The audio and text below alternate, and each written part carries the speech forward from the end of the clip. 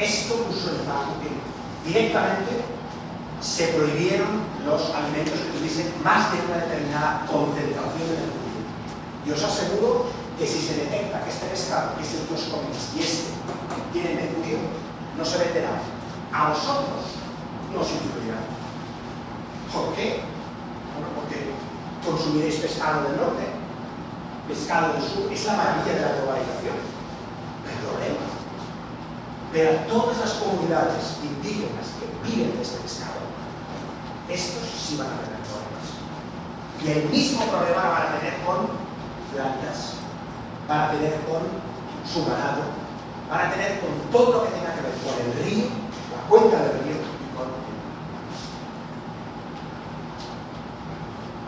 ¿Tenéis alguna pregunta? ¿O ya os he definido suficiente?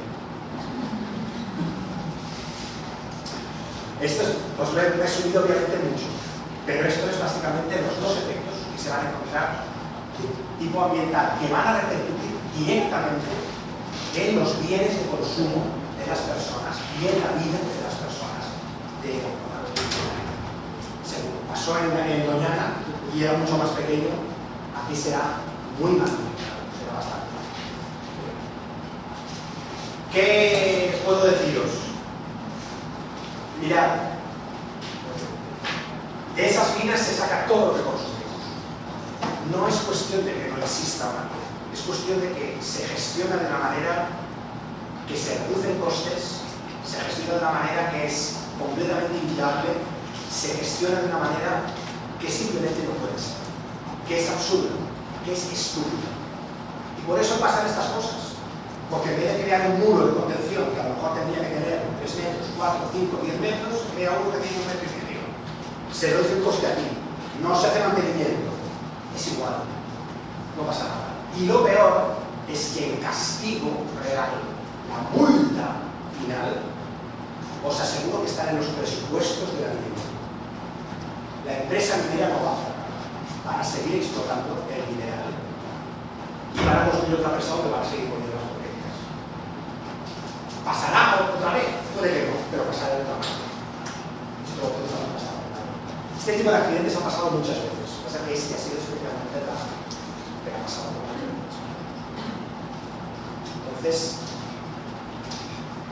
a veces hay que reflexionar un poco también hasta qué punto nosotros estamos implicados en que pasen este tipo de cosas.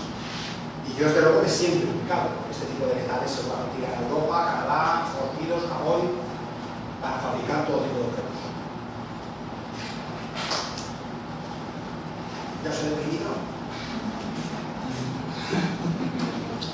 ¿Alguna pregunta? ¿Alguna pregunta? Siempre lo hago con cara sonriente para que no os vayáis tan deprimidos. Sí. Corais? Sí. Afeta toda a cadeia alimentar? Sí. Eu queria saber em relação ao aquecimento global. A função é um sistema de imagem capturar CO2. Sí. Os corais, aí captura mais. Claro. Exactamente. Acho que é Es decir, hay de alguna manera, el problema es que si desaparecen, evidentemente, las estructuras complejas, si desaparecen los sumideros de carbono. ¿Cómo se dice sumidero de carbono? Sumidero. sequestro de carbono. Secuestro de carbono. Sequestro. Secuestro. Estaba buscando. Captura, sequestro. Secuestro de carbono. Es que yo en castellano es sumidero, pero en secuestro de carbono. En la colombiana tercera kilómetro.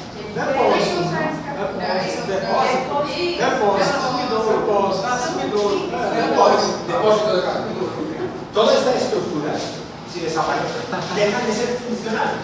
Si dejan de ser funcionales, no retienen el carbono. Esto es una de las cosas que yo estudio directamente. Los sumideros de carbono o los depósitos de carbono en estructuras complejas.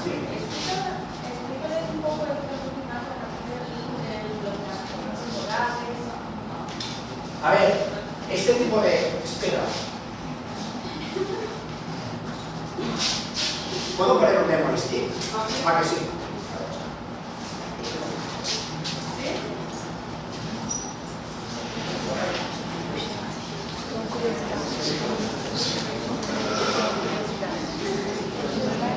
Curiosidade.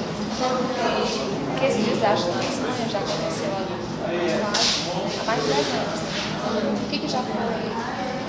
No os voy a poner toda la charla. Esta es una palestra que daré pasado mañana en Santander, y luego la daré en Florianópolis y luego la daré aquí en la Humana. Pero os pondré solo los subidores de café. No os lo voy a hacer.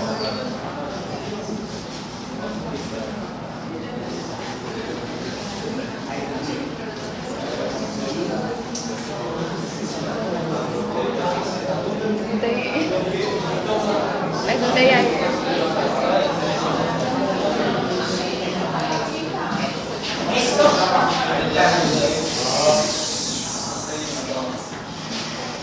Esto de aquí se llaman bosques animales. Igual que una floresta en la Amazonia, o hay una floresta pues en Canadá, una enorme floresta en Siberia. Esto es mi floresta. Floresta del futuro. Esta es mi floresta. Y esta floresta no son plantas. Estas florestas son animales. Son animales que hay en todo el mundo. Y os voy a decir más. Cualquier floresta vegetal que hay en el planeta, en tierra, es ridícula en comparación de la floresta que hay debajo del mar. Pero es bastante sencillo entenderlo. El mar ocupa el 70% de nuestra superficie y ocupa el 96% de la unidad habitable del planeta. Oh, sorpresa. El 96%.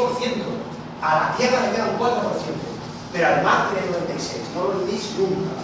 El mar es lo que nos da la vida. Y estas florestas,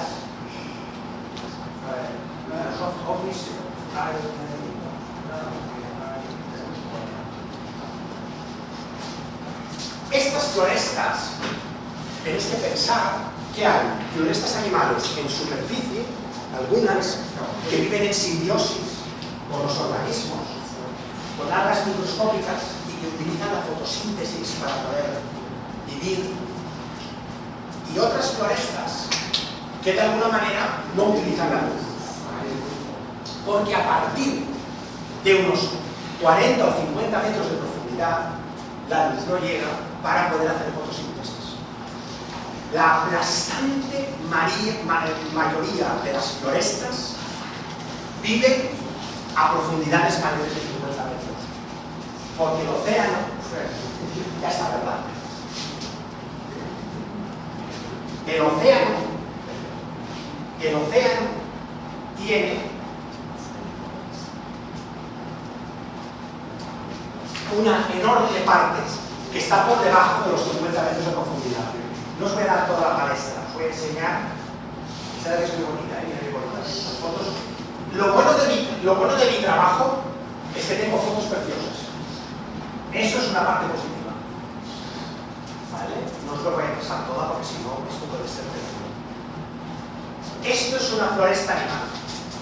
La floresta animal son estructuras tridimensionales vivas, hechas por esponjas, gorgonias, corales, también por bivalvos, o sea, megidones, ostras, también hechas por briozos, o sea, animales un poco más raros, ascidias.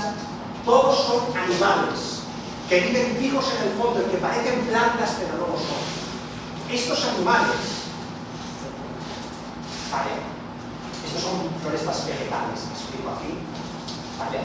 Pero estas florestas animales dependen mucho de la luz que puedan obtener.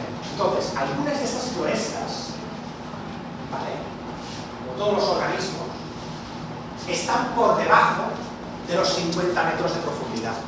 Pero supongo que todos sabéis de que debajo de los 50 metros 100, 200, 300, 500 metros, hay una enorme extensión de roca, de fondos, ¿cómo se llama?, blandos, de un montón de sustrato para que estos organismos vivan, para que estos organismos puedan sobrevivir. ¿Vale? En las áreas más poco profundas, donde llega la luz, estas florestas animales, hechas de gorgonias, corales, actinias, esponjas, que veis aquí, viven en relación con unos organismos muy pequeñitos que son algas microscópicas. Estas algas, ¿las veis aquí qué bonitas? Symbiodinium, son unas algas que les suministran la energía a los corales. Les da la energía a través de la fotosíntesis. En un equilibrio muy delicado. Si hay demasiada temperatura o las condiciones no son adecuadas, estas algas se sienten incómodas, salen del coral y el coral se muere.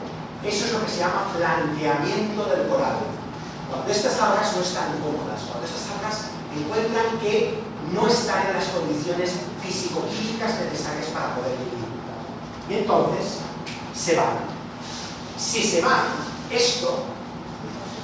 estos organismos que son capaces de crear islas, que son capaces de crear bioconstrucciones que se pueden ver desde el cielo, se pueden ver con satélite, la famosa barrera de coral australiana se puede ver desde el satélite, no hay prácticamente nada que sea igual desde un punto de vista biológico.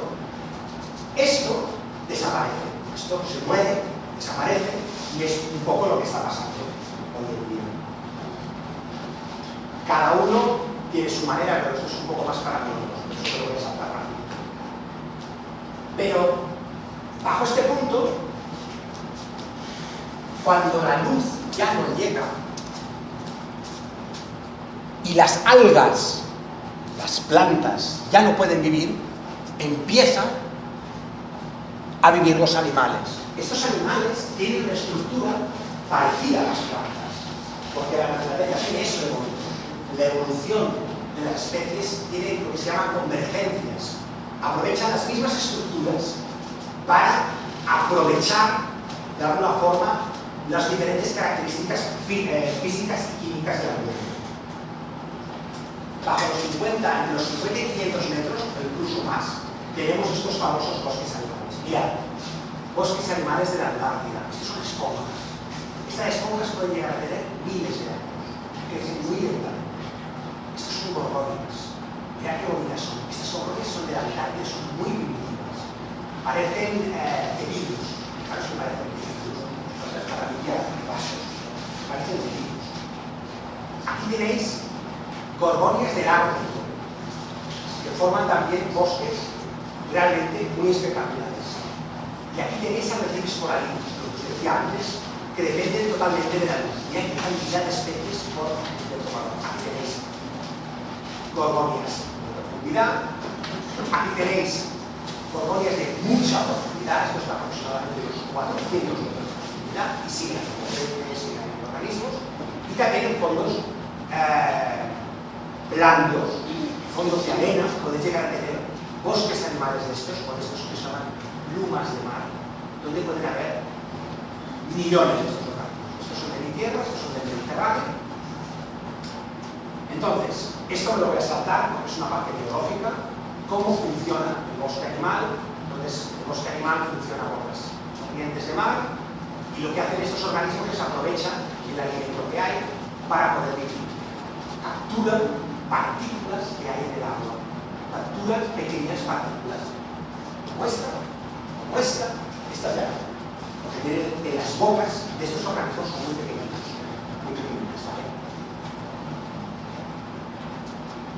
Y capturan diferentes tamaños, diferentes formas, están muy adaptadas a estos ambientes y pueden coexistir.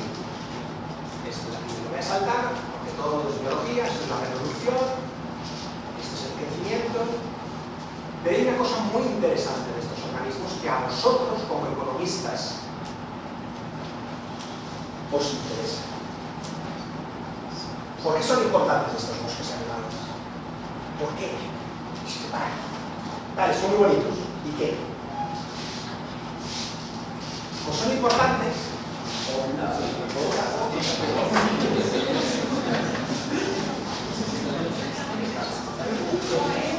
Pues son importantes, primero, porque hay muchas especies asociadas a ellos. Y estas especies, permitidme que os diga, son especies que os coméis. Peces, lulas, cangrejos, langostas, cosas que todos nosotros nos llevamos a la boca. Viven en este tipo de lugares. Son lugares de una gran biodiversidad. Pensad que en tan solo 1 metro cuadrado podéis encontrar más de 1000 especies en lugares como la Antártida o como los arrecifes de coral. Son muy importantes para reciclar nutrientes. Entonces, esto es lo que voy a saltar, muy bonito. Esto es biología. Esta diapositiva solo es para enseñaros una cosa que es típica del ser humano. Observad, los puntos amarillos son puntos de los que sabemos alguna cosa de estos bosques animales. Los puntos azules son lugares donde hemos hecho un poquito de mapa con robots submarinos. Los puntos negros, que son 10.000, son donde se sabe que hay bosques animales en los océanos profundos. Mirad la proporción. Sabemos algo de 200, tenemos algún dato de 100 y de 10.000. No sabemos nada. No tenemos ni idea de lo que hay abajo. Esa es la realidad. Y sin embargo, nos encanta destruirlo. Nos gusta, pero vamos, a través sobre todo de la pesca de arrastre. Esto es un impacto directo que está destruyendo los bosques animales de todo el planeta. Y lo ha hecho durante los últimos 100 años. Sobre todo a partir de la Segunda Guerra Mundial, que es cuando realmente esta metodología se aplica. Esto suena, ¿verdad? ¿A que sí? Esto estáis familiarizados. Pues esto es lo mismo en el fondo del mar. ¿Sabéis cuál es la diferencia? Que no lo veis. Y que si no lo veis, sinceramente, os importa nada. Como no lo veis, no os importa nada. A nadie le importa nada. Si ya no nos importa lo que pasa en Amazonia, imaginaos lo que nos importa en el fondo del mar. Y esta, de alguna forma, es el destino que tenemos ya en nuestras manos. Yo creo que ya estamos aquí.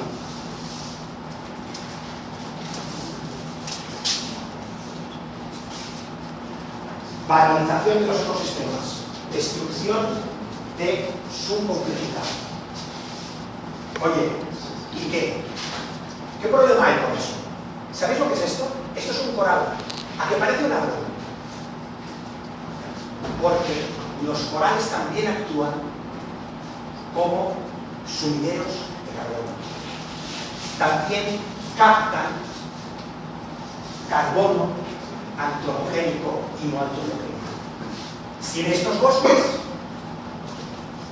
pues toda esa complejidad y todo ese carbono no se secuestra. Nos estamos preguntando por qué, de alguna forma, se está acelerando tanto el cambio climático. Esa es la pregunta. ¿Qué está pasando? ¿Qué pasa? ¿Por qué se acelera tanto? ¿Por qué hemos pasado? Ya estamos en 400 ppm.